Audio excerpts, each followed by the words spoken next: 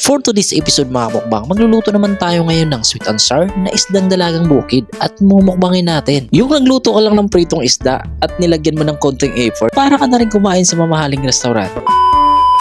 For today's video mga mukbang ay magluluto tayo ngayon ng sweet and sour na dalagang bukid. Ayan, laki. Nakabili tayo ng 1 kilo nito mga mukbang. Tapos ito yung mga ingredients natin gagamitin. Tidbits, ayan. Gamit tayo ng carrots, luya, bell pepper, siyempre bawang at sibuyas para sa ating garnish. Ito yung ating dahon ng sibuyas. Gamit tayo ng suka, ketchup, at siyempre yung ating cornstarch and harina pang palapot.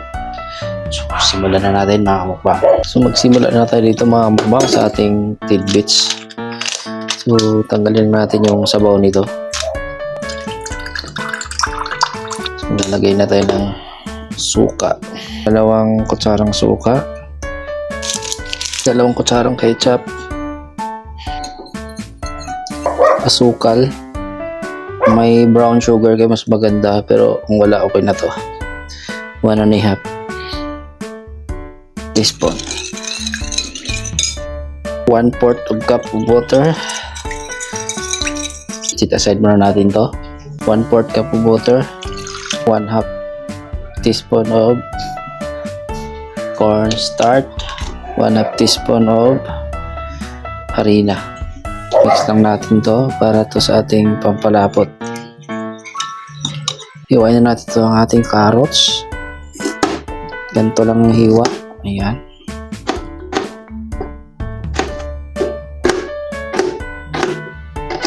Yan, okay na ito mga kamukbang. Tabi lang natin dito sa ating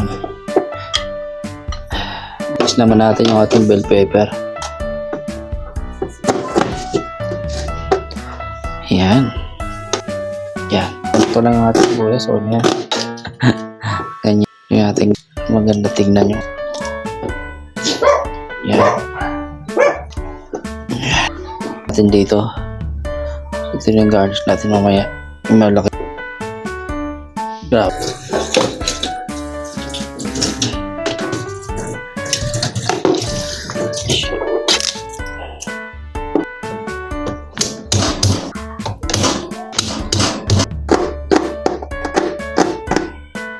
Pinaw lang natin dito. Hiwain lang natin ito.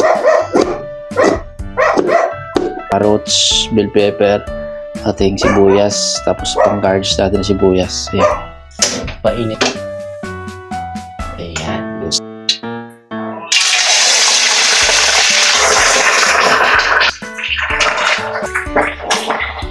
Wow. Sili. In first batch. Laki niya. Yan.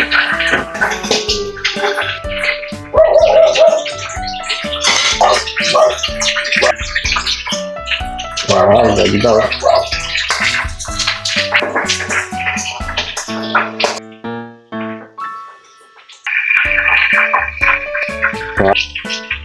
Wow, ganda. Pagkatapos ko nga maprito lahat ng isda mga mukbang ay nagpainit na ako ng mantika para magisa na tayo ng ating mga lamas o mga pang-ingredients katulad nitong bawang at luya. So ang gagawin natin dito, palabasin lang natin ang aroma mga mukbang at isusunod na agad natin yung luya. Ayan. Pagkatapos nga lumabas yung aroma, isusunod natin dito yung sibuyas. At syempre, isusunod na rin natin dito yung carrots. Tsaka bell pepper. Tapos sukain lang natin ito mga mukbang. Pagkatapos ilagay na natin yung ating pinaka sauce. Ayan. Pwede pala kayo magdagdag ng sauce dito mga mukbang. Tapos takpan lang natin ng 2 to 3 minutes. At pagkaraan ng 2 to 3 minutes mga mukbang, pwede na natin ilagay yung ating pampalapot, no? Ayan. Tapos nilagay na rin natin yung ating garnish na malaking hiwang sibuyas. Pwede pala kayo magdagdag nito mga mukbang ng sauce. At syempre timplahan na natin ang mga mukbang ng paminta, patis. At nagdagdag nga pala ako dito ng ketchup kasi nakulangan ako. At naglagay na rin ako ng konting suka. Kaya kung nakulangan kayo sa sauce mga mukbang, pwede nyo dagdagan ng tubig, kayo na bahala. Syempre, ilagay na natin yung ating piniritong isdang dalagang bukid. Paborito nga to ng asawa ko mga kamukbang itong isdang dalagang bukid, kaya naman ito yung binili ko. At syempre, nilagyan natin ng twist. Hindi lang basta-basta prito. Ginawa naman natin medyo social content. Nilagyan natin ng konting effort lang. At muntik ko nga palang nakalimutan na itong tidbits mga kamukbang, kaya hinabol na lang natin. Ayan. So syempre dahil luto na mga mukbang, platings na tayo. Ayan. Syempre, alam mo na, ang kasunod niyan, mukbangan na. Tingnan mo nga naman mga mukbang, nagprito ko lang ng isda at nilagyan mo lang konting effort. Ayan, para ka nang kumain sa isang mamahaling restaurant.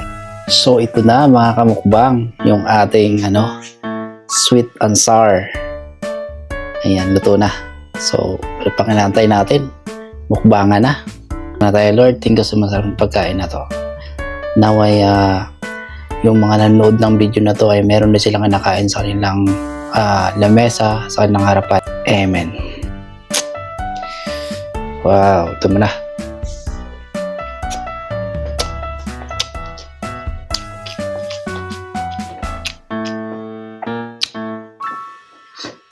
Panagadahin.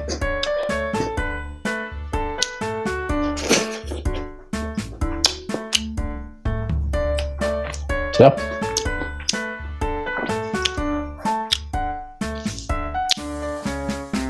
Sarap ng sweet and sour.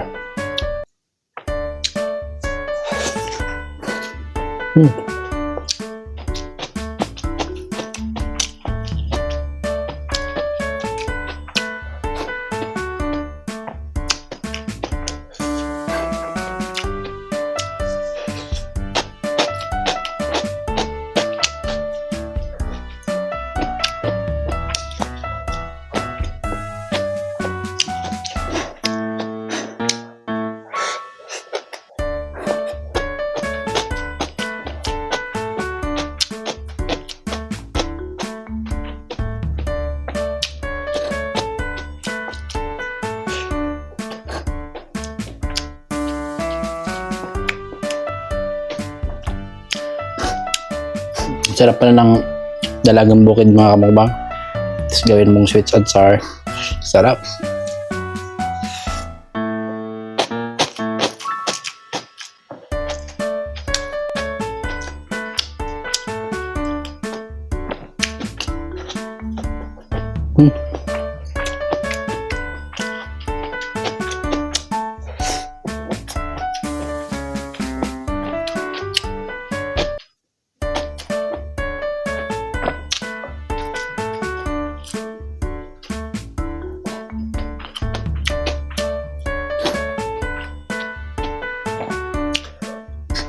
Kain po.